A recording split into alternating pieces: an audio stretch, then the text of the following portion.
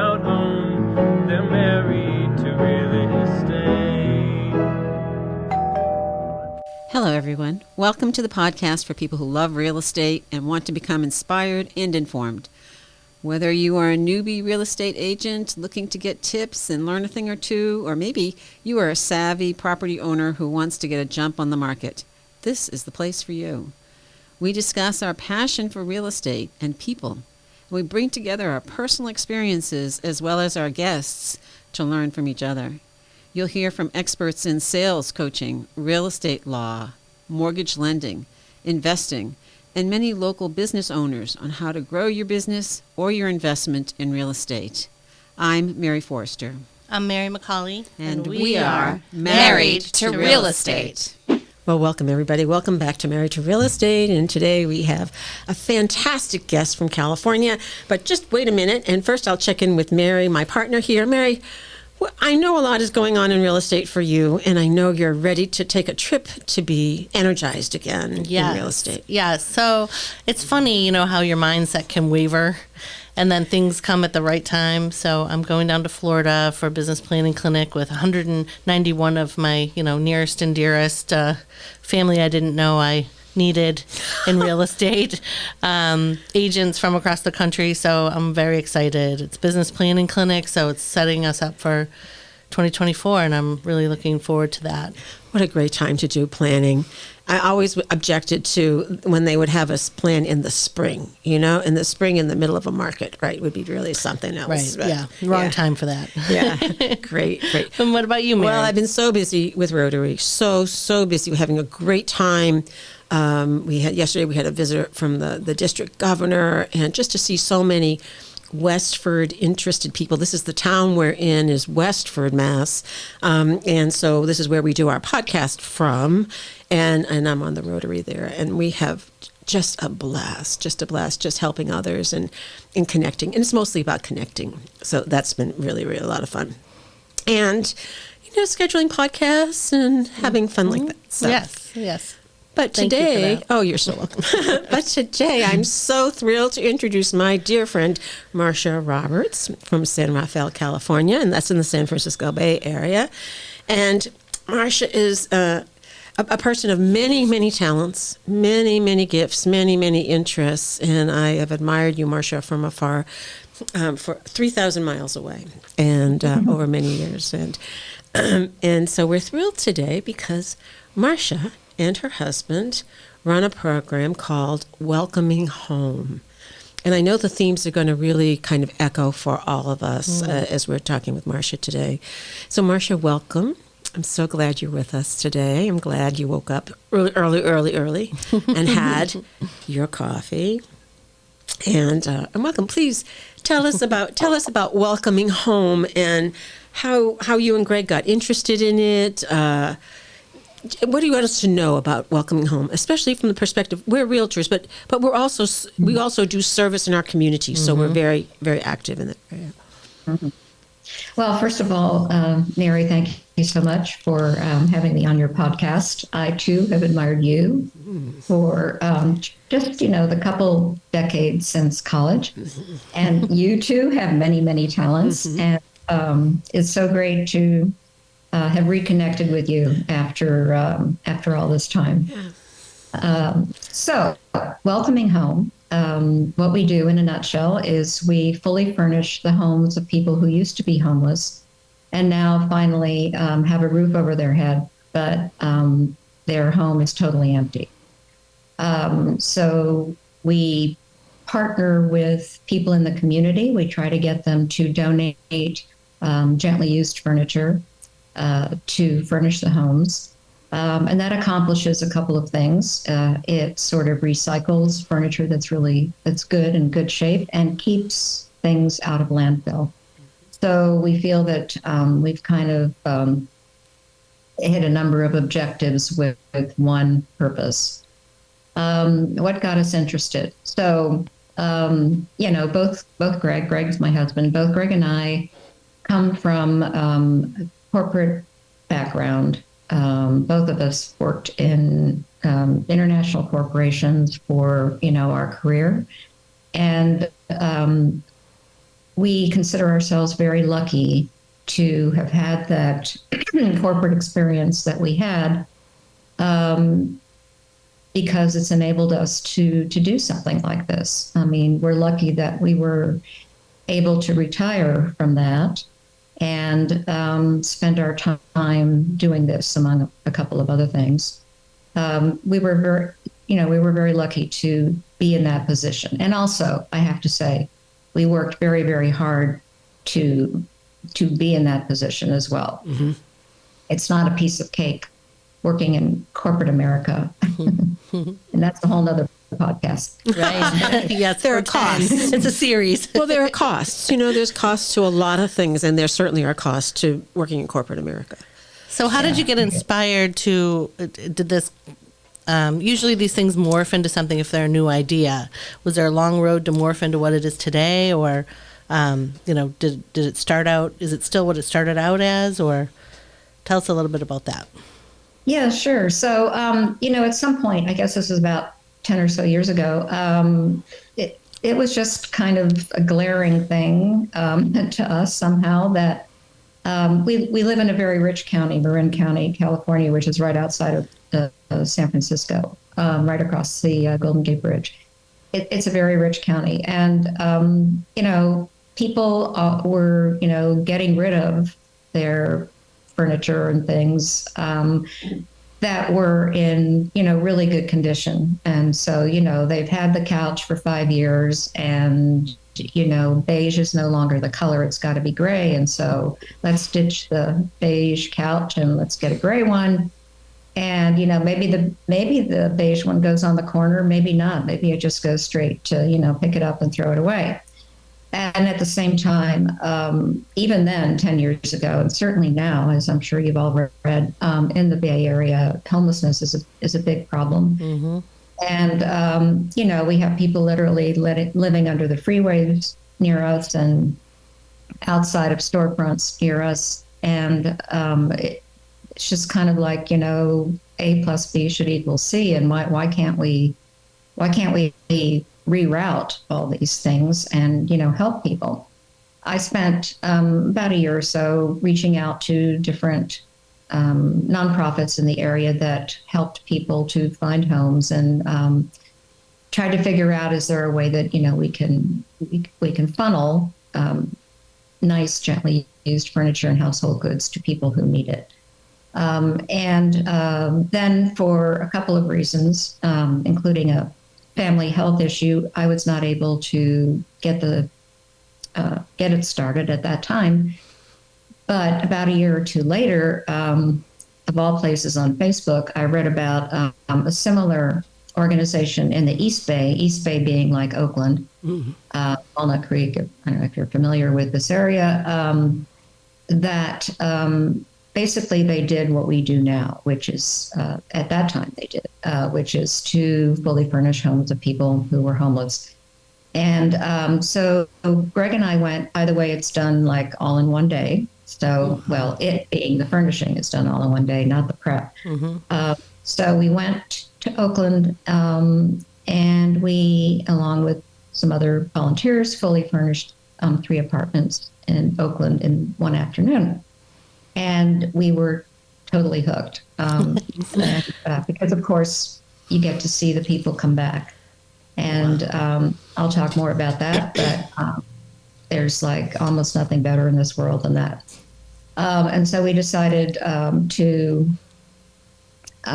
said, we said, well, can we help you out? And they said, oh, yeah, sure. Why don't you be in charge of Marin? And since they didn't have a presence in Marin. And so not knowing any better, I said, oh, yeah, sure. How hard can it be? Because, after all, I have all this experience in corporate America. So. Right. We're so important, yes. Nonprofit, how hard can that be? Right. Because, anyway, so not, as I said, not knowing any better.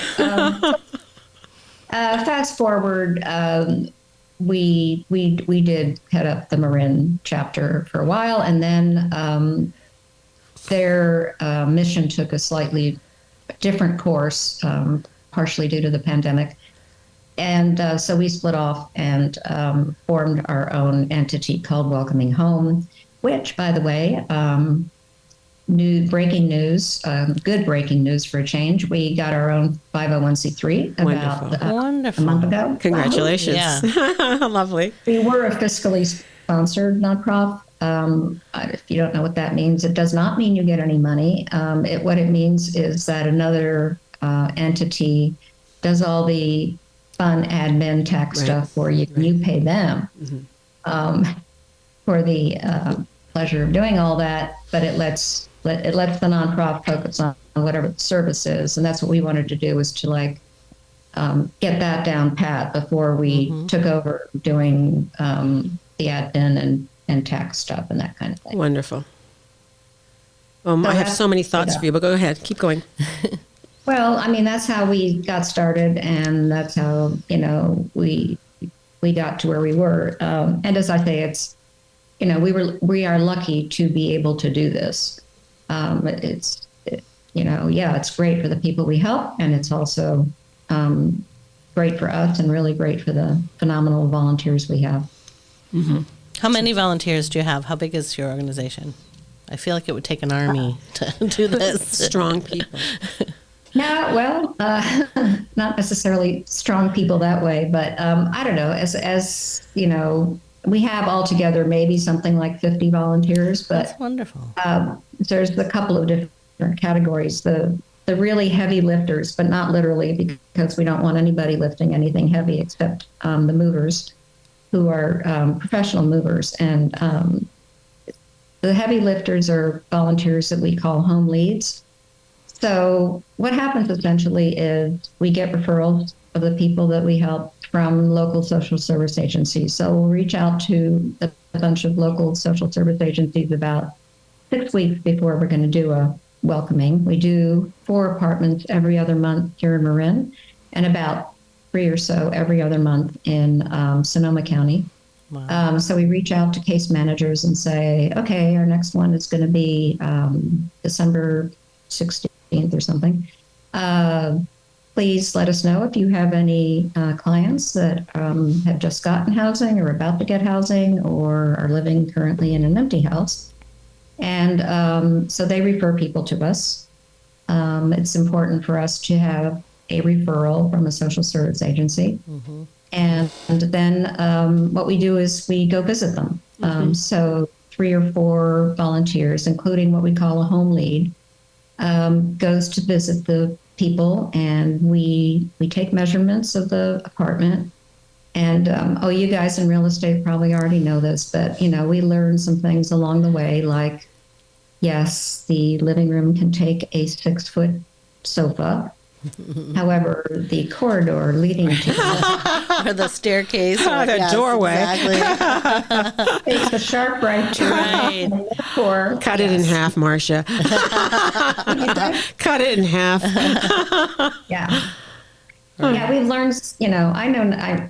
I knew nothing about any of this stuff, so we've learned a little bit along the way. And so, yes, we take measurements. We actually have a number of designers and stagers who Lovely. Work with us. Lovely. And so and at the same time during this visit, we talk to the people and about what they need, and they all need everything. So it's not our model to just, provide, let's say, just beds, which of course are really important. It's not just, but, we provide everything. So we talk to them about, so if there's kids, for example, what are the kids' favorite characters? What are their favorite sports teams? And then we make sure we get, a brand new comforter with like the Raiders on it, or, Princess Leia or whatever. And for the adults too, are there any colors that you like or more importantly, hate? Mm-hmm. So if you hate the color green, we're going to try not to stick you with a green sofa that you have to look at every day. Right. Green comforter where you can't go to sleep because there's a rose colored green staring at you. So you really try to personalize it sounds like. Exactly. Which is amazing. That's such an extra step when you think about how some other organizations, well, like you mentioned about like beds, which are extremely important, but isn't it nice that, the human aspect of it, where you actually take the time to care about what they like and what they dislike. I think that's wonderful. It's respectful. It's very respectful. Very respectful. So, Marsha, what I was going to ask you is, so you say 4 units every other month. What's the need? I mean, so are you meeting the need? Are you meeting the need? No, it's a lot more than that. And I have to emphasize that we do not find the units. This is done Right, before. of course. Mm-hmm. And that's, to be honest, that's a really hard part, especially here. Well, I don't know, especially here. It's probably Everywhere. Similar. Yes. As our, Yes, in the major areas, yes. Right. And so there is a major need. And, this is an area where government subsidies and social services, it's kind of a crack between the social service agencies and the Section 8 housing program and that sort of thing that helps people get into a place.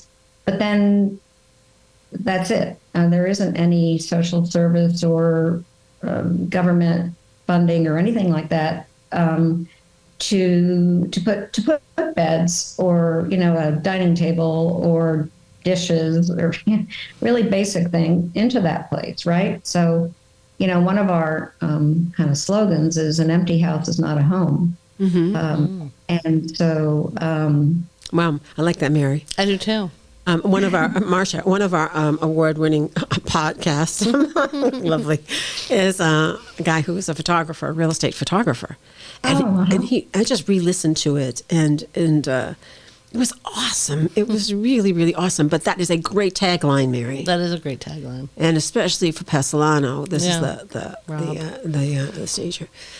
That is really, really fascinating. And so tell me about, do you make a connection with the people? I mean, is there any follow-up? Is there any kind of, any potential for a relationship? What happens after you stage their home, that you furnish their home? Yeah, that's a really good question. And we get asked that a lot. Until basically a couple weeks ago, we did not have a formalized follow-up process, primarily because we didn't have the resources to do it. So I guess I should tell you, I mean, I don't know if you know, but basically we have 2 part-time people and 1 very part-time person that's a paid staff. Everyone else is volunteer. So we did not have the resources to focus on that, A. And B, we have to kind of be careful because sometimes there's the feeling that if we reach out to people, or people have reached out to us after we've helped them. Right. There's a dependency, a threat of a dependency or something. Can I now have something else? Yes, exactly. Yeah, right. Exactly. We had that in China. When we went to adopt Christine, she came from a foster family. And the agency we went through said, be really careful. Be really, really careful. I know these people are really lovely and took care of your baby for, in Christine's case, 10 months. And just, put all communication through us and things like that. So there was the potential for dependency or dependence for maybe kind of feeling used. So I get it. I get it indeed. Yeah. Wow. Marsha. Yeah, having said that, we hear stories, and now we're actually reaching out to hear more stories. And we've actually put a section on our website called "Where Are They Now?" Nice. And I mean, if I don't know if I'm talking too much, or if you have time for a couple of. Please, no, please. Let's hear it. Yes. Yeah. We want you to get some value out of doing this, and we definitely get some value out of doing this. So about 2 years ago, we helped an Afghani family of refugees. There were 3 generations, and they moved into a house. There were 9 of them. So that's the largest family we've ever helped. That's, starting with 9 beds, which are expensive, et cetera. So they lived in a house that a church had let them use, and really wonderful family. The grandmother, the adults, and then some kids, and very, very sweet family. So we furnished the place. And then about 9 months later, we got an article from the Press Democrat paper in nearby there that said in Sonoma County that announced that they had opened a food kiosk, if you will, in a sort of 7-Eleven type place where they were selling Afghani food that they were making right there. At Wow. the place. Oh, wow. The American dream. I love it. You ever go to Santa Rosa? It's called Zam Zam. Okay. And so since we go to Santa Rosa to do welcomings, we went by there after one of the welcomings and got some takeout dinner for home. And of course, the person behind the counter was one of the people that we had helped. And of course, they wanted to, give it to us and no way.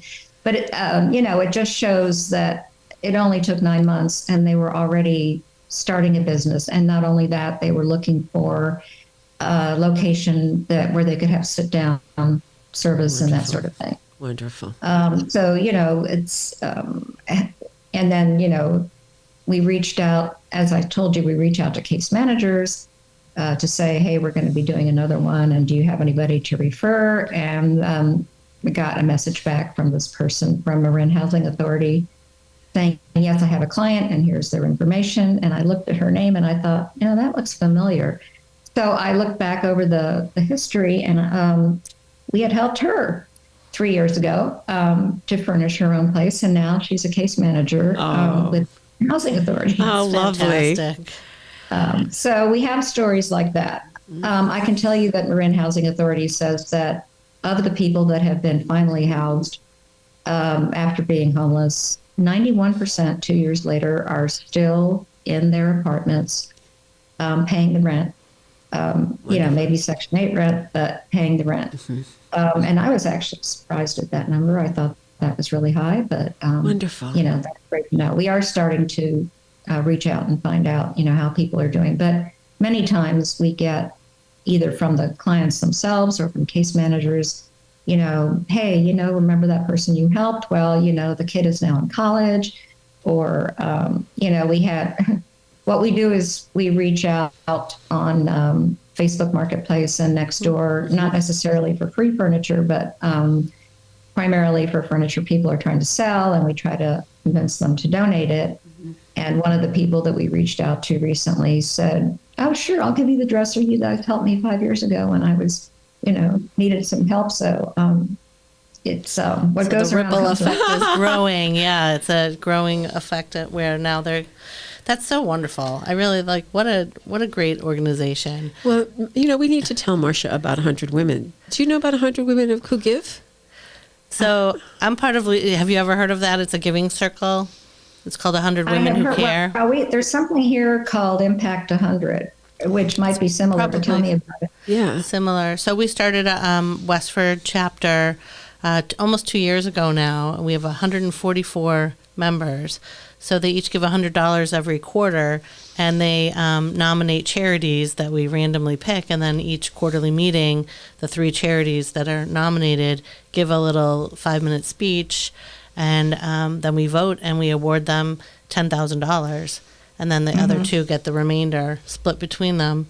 And we also have, we're part of a grant program that we're also the recipients awarded an extra $5,000. So they get $15,000, which is very impactful for a lot of the charities that we support. right. And your project, it would be ideal for it, Marsha. Just ideal. The way it works here is a member of the 100. So I'm an original member. Mary's a founding member, organizer of it. They put your name in the hat.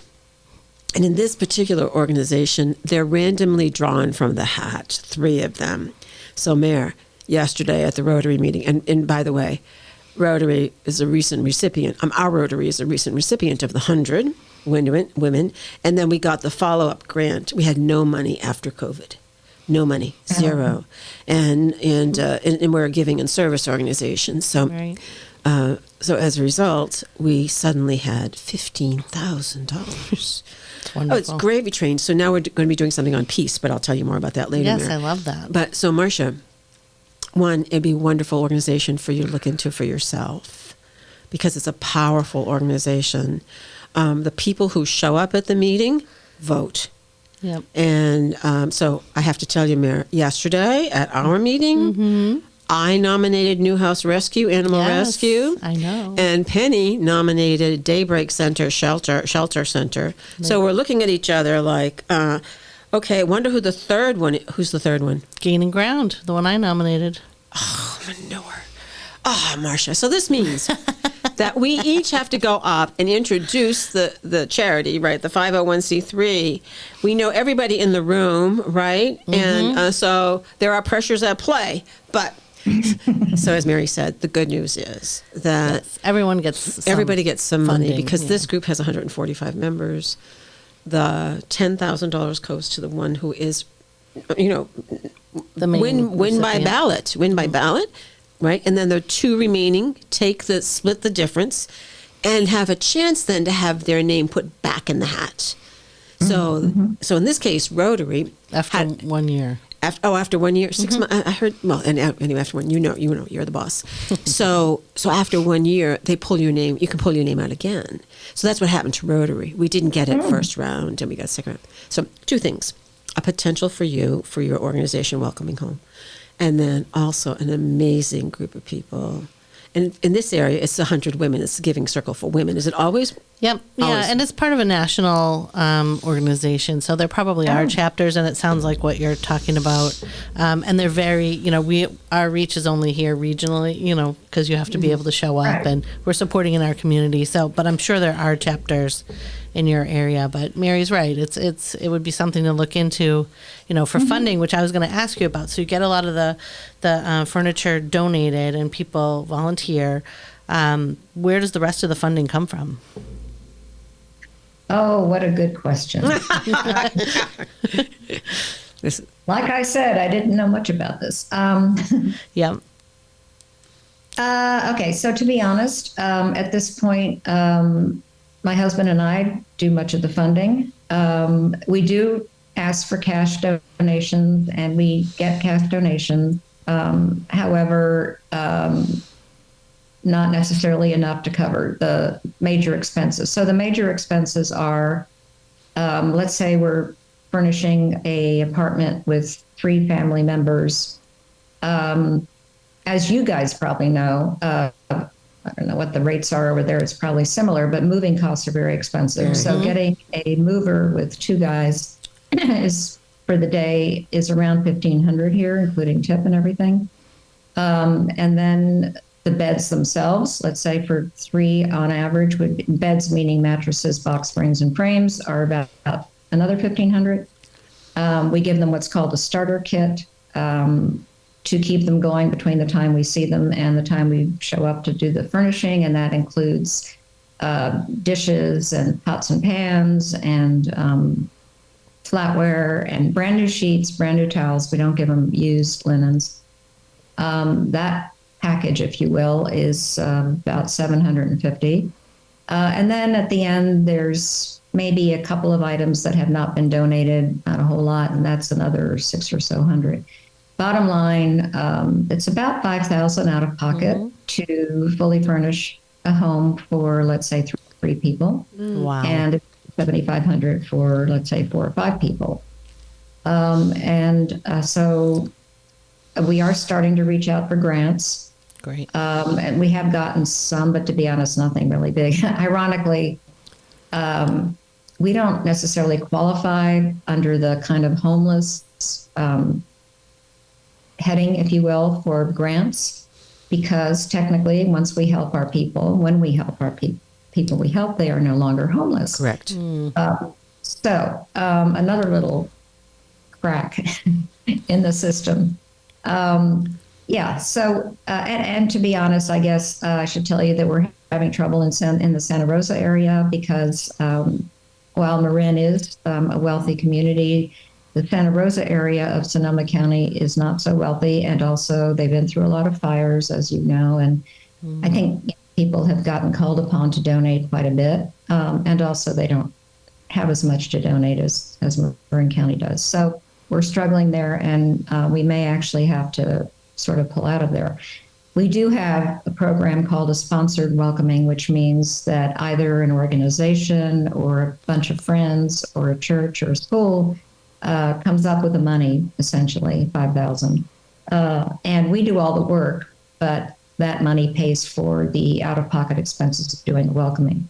And so we're trying to focus on that as a way to expand the number of people that we help, rather in addition to what we do now, which is reaching out on next door and to previous donors for every time we have a regular welcoming, we send out a list of everything that's needed and people sign up online. That's wonderful. But we don't want to wear out that donor base. What about realtors? Do you have a network of realtors? Because well, when we have a listing, there's all kinds of furniture and things that people don't want. And we end up having to get them hauled away. Well, yes. And also, so we now have a small storage unit where we can keep things only for the next welcoming. Again, we have the issue of transport. So if somebody donates a sofa, we don't want volunteers picking it up, because they can get hurt. So you have to hire somebody who's hopefully insured to take it from point A to point B. Right. And here, in that example, it's probably at least $300 or something to get something like that done. And also, we don't want to really turn into a warehouse because of the bed bug situation and that sort of thing. So our model right now is that moving companies pick up the heavy duty items like sofas and dressers and things on the morning of the welcoming. And then in the afternoon, it's installed in the apartments. If anyone's in, so, the storage piece, we don't have the storage to keep things. And so our model now is to do it on the day. The real estate companies, we have tried to partner with them. But usually there's the issue of, yes, we have to get rid of this stuff in the next week because timing issue. Whatever, the stagers are coming. We've also worked with stagers and that kind of thing. Mm-hmm. I will tell you, there's an organization, a nonprofit here, if you have realtors in Marin, that's called Make It Home, that we partner with, and they do have a warehouse, and they do not the problem. The people donating the furniture have to pay to get it there, and then they also charge the recipient of the furniture or the social service agency that's getting the furniture a little bit to get the furniture. But if any of your members are in our area, I can refer them to that. If the timing is right, we'd love to have it, but often people can't hang on to it for a couple weeks or whatever. Exactly. And I also had sent you that message about 360. Did you ever get any mileage out of that? Well, in our area, the items that they would be giving away are not things that we need. I see. Right. We are keeping an eye on it. But right now, it's whatever the items are. You have to take everything too. So, Mira, this is like the Walmart thing. Right. Yeah. So we get all their merchandise, and it can be computer-related stuff or seeds to plant in the ground, or it could be anything. Random. It's very random. Yeah. Yeah. But we have a lot of ways of giving it away, and there's also an organization here in Littleton, Mira, that they make beds. They actually, so as a Rotary, we can give them money from our funds and go over to their facility and as an activity, make the beds. Oh. And then I think they're charged $250 for a single. And for us, Rotary, right? So Rotary would pay $250 for a single bed. We would make it. They would provide all of the mattress and the linens new. And then they have connections to organizations that need new beds. I'll send you the name of the organization, and it's Sleep Something, and see if there's something in your area, because every idea is it's replicated somewhere, right? And so in that case, then a Rotary could say, we want Welcoming Home to have 10 beds this year. And so we're going to go raise that money, and with corporate sponsors, we're going to go make the beds, and we're instructing you sleep forever. No, that isn't what we want to do. Slumber. Slumber something. Yes. And we want them to go to welcoming home. So there. So there are these. Right. As you get more staff, Marsha, you get more mental time to do this thing. Fun. Well, it sounds so rewarding, and it sounds like corporate America has really helped you in the whole structuring of this.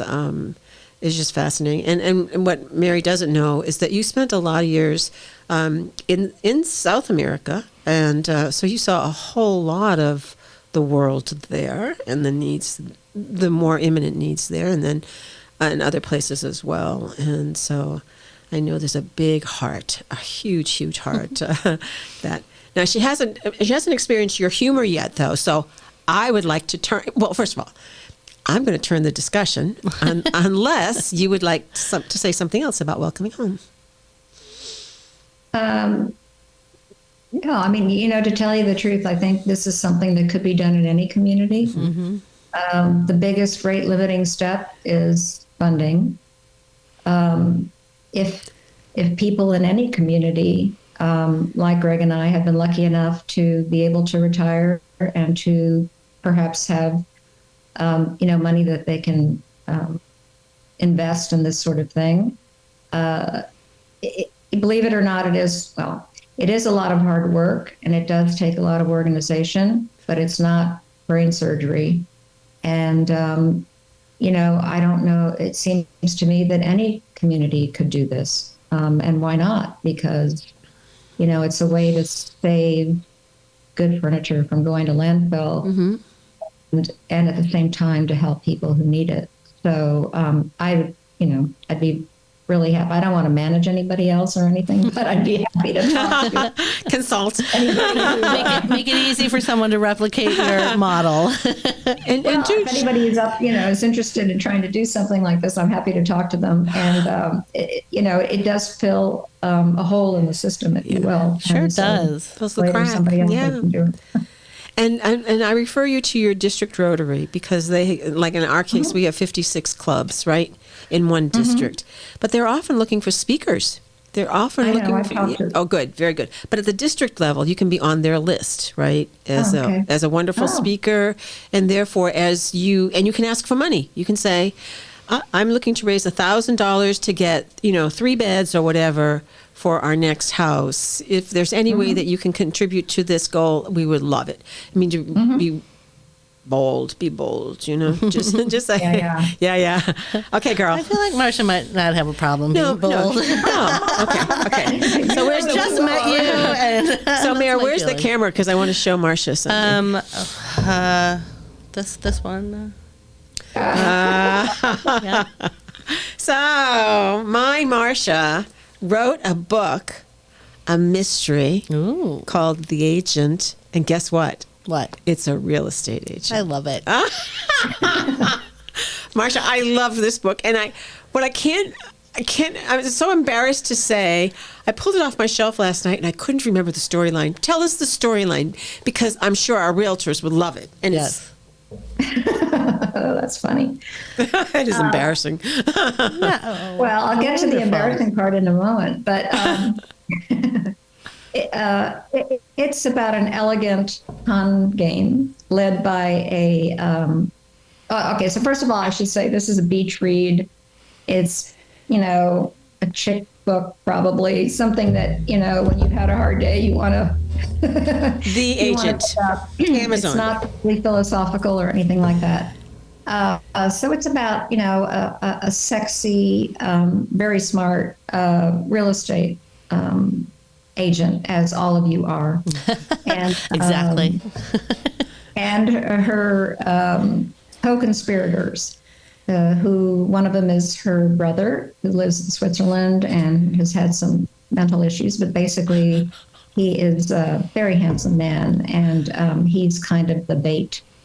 And then there's a aunt who is a psychic, but she's not your run-of-the-mill psychic at state fairs. She is a psychic to CEOs and CFOs and that kind of thing, and stars, movie stars, that sort of thing. So she has an office in an office building, and her charges money to tell people what's going to happen in their business and how they should proceed, et cetera. So the scam is, I'm not going to give you the punchline. The scam is that they find situations where this takes place in Marin County, and they find situations where a house is going up for sale because a couple has split up and is getting a divorce, and the woman is left to sell the house, and the husband has left the woman, and so she's in bad straits, and feels down and out, and lacks confidence, and feels bad about herself. And the real estate agent befriends her, and of course takes on selling the house, befriends her, and magically takes her to a place where just by chance she meets the brother, not knowing it's the brother. Mm-hmm. And of course the brother seduces her, and the brother is an investor, and but he refuses to tell the woman how he makes his money and that kind of thing. But he's tantalizing enough to get the client, the woman, to invest money in what he has invested money in, theoretically, which ends up being a scam. Wow. So I don't want to tell you anymore, really. No, that's enough of a teaser. I'm going to leave the book with Mary. Yes, Mary I was going to say, yes. Can I borrow that, Mary? And I'm going to reread it. Yeah. That Mary Forrester told me exactly how to execute the scam, since she is a real estate agent, and she all the inside scoop on how to things and arrange sales so that very authentic. In that sense. I think she's scamming us, is what I think is going on. Just kidding. I didn't know, Mary, you had that sort of devious. I tell you, it's easy to scam these days in terms of all kinds of wild stuff. Yes. But Marsha's not only a novel writer, mystery writer. Love it. She's a playwright. Oh, wow. And I've had the pleasure of actually seeing some of your plays in person.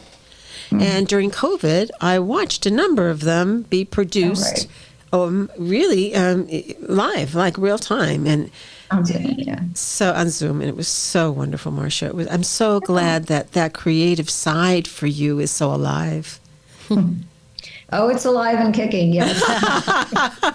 And you're active in the San Francisco area, writers' organization, associations, and clubs and things.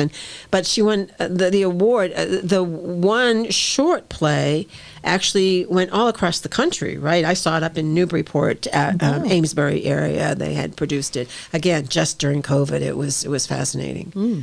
Yeah, good, wonderful. Well, thank you. Something in the works, Marsha?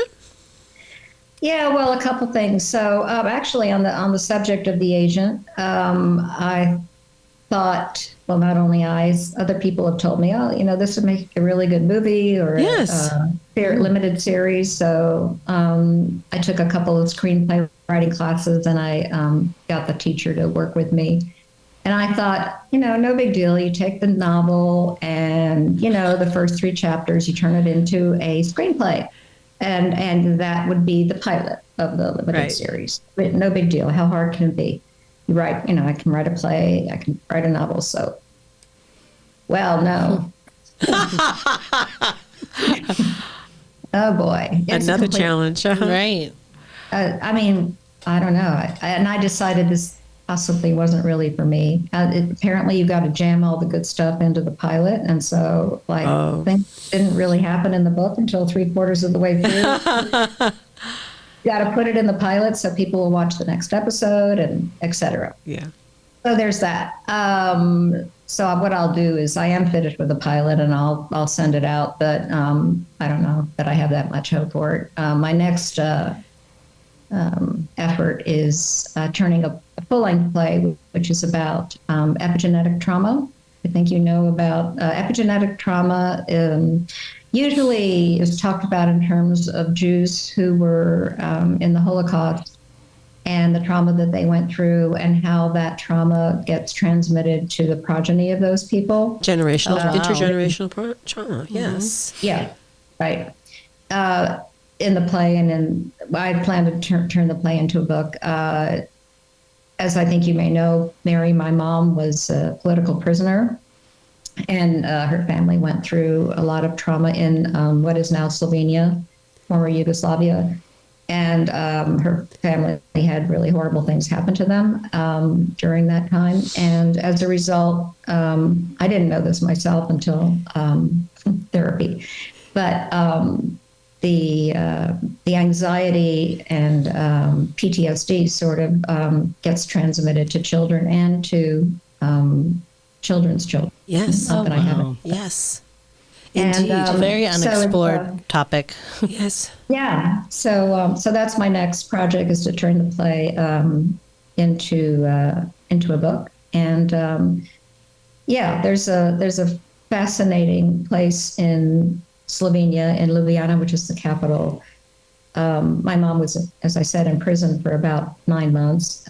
They've turned the prison into a hostel, and each of the cells has been decorated by a local artist. Wow! So each of the cells has a different theme, and you can look it up. You can look it up on Google or something. Sure. Mm-hmm.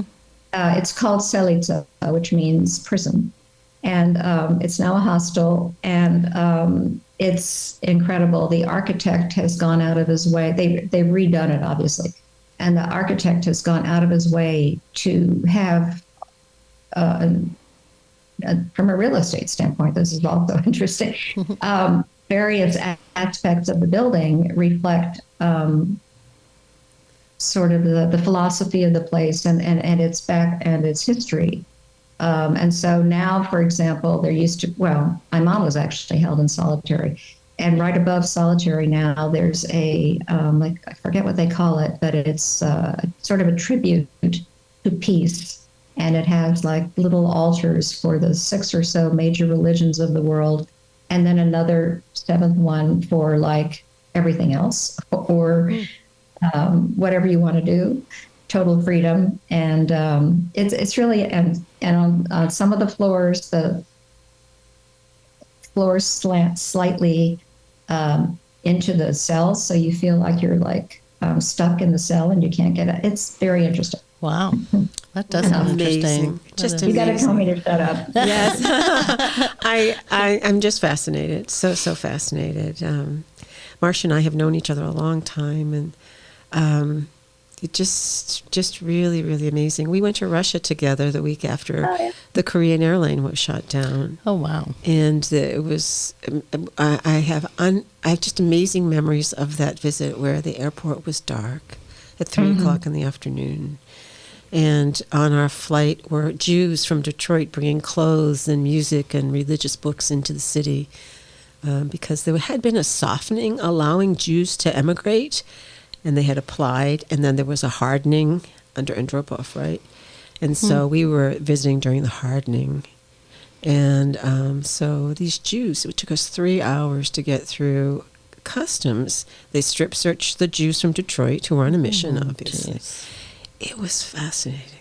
We had a really, really wonderful time. We should do a little podcast on that trip alone, Right, Marsha. yeah, I think Marsha has to come back. I thought you were going to say we should do it again. I think the circumstances might be a little different.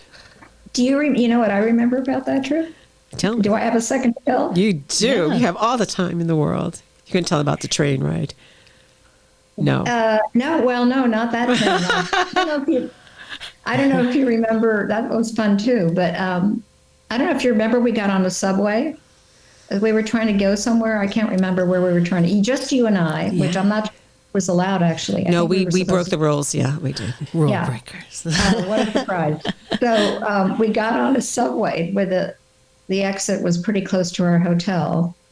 And I can't remember where we were trying to go, but we took this subway and we got out. And we were like in the middle of nowhere. Do you remember this? Mm-hmm, I do. You don't? I mean, it was like in the middle of, I don't know, but there were very few cars going by. and they were like fields or something. I don't know. Yes, Or I'm sure it's park. all buildings now, right now, Marcia. Yeah. Do you remember the lady And we met so- with the cat? Oh, go ahead. Well, no, but I mean, we didn't know where we were. Yes. And we didn't speak. Well, yeah, you spoke Russian. And You we were spoke trying to Slovenian, flag- yes. Right. Trying to flag a cab, but apparently you can't flag a cab. You have to like go stand somewhere to get a cab, we weren't standing there. I don't even remember how we got back to the hotel. Oh, and then we got followed. Remember, we got followed Yes. from the hotel to the subway stop. Was it in tourist? It wasn't in tourist, was it, who was following us? Because in those days, the Communist Party assigned in tourist. Oh, okay. But Marcia, do you remember the elderly lady with the cat? And we stopped her and asked her where I think the museum was. And she took her cat and she walked us all the way over to the museum. Do you remember that? And Colonel Klink was there or whatever. Anyway, Colonel we had an amazing experience. Because it was incredible. hard time, it was hard communist time, socialist time after a softening. So that was really fun. It was amazing. Wow, that is amazing. Yeah, and Marcia had her big red gum. That was her joke. You brought over packages of big red gum, and it was your joke. You handed it out to everybody. State Department. But That's anyway, it's funny. okay. It's okay. That's really funny. I love it. Marcia, thank you so very much for spending time with us today. It was just wonderful. Yes, thank you. Enjoyed meeting you and hearing about what you're doing and your life and your book and play and wow. And we'll talk in terms of maybe promoting Welcoming Home, how we might be able to be helpful about that. Oh, thank you. And that would be really, really wonderful. And I know Marcia doesn't come east, but I know that she loves to see people coming west. Okay. Absolutely. Well, I want to thank you guys so much for this wonderful opportunity. And Mary, I am in awe of you and what you've been able to do, and the podcast, and the Rotary leadership, and everything else that you do. It's really phenomenal, and I really appreciate the opportunity to be able to talk with you folks. Thanks, Marcia. Thanks, Thank you Marsha. so much. Okay, take good care of yourself. Bye. You guys take good care. Okay, bye-bye. Bye.